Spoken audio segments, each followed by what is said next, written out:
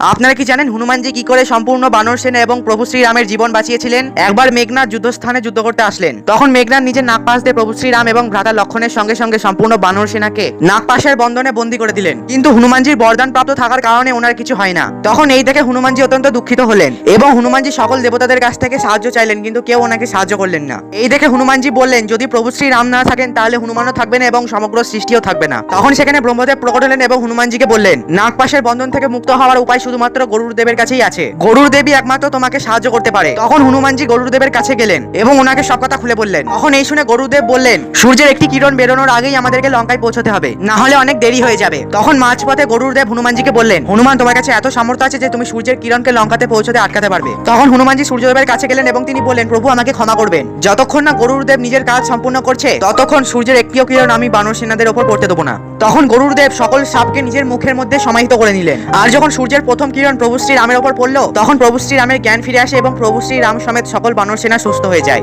আপনিও যদি প্রভু শ্রীরামের সত্যিকারের ভক্ত হয়ে থাকেন তাহলে কমেন্টে জয় শ্রীরাম লিখতে ভুলবেন না।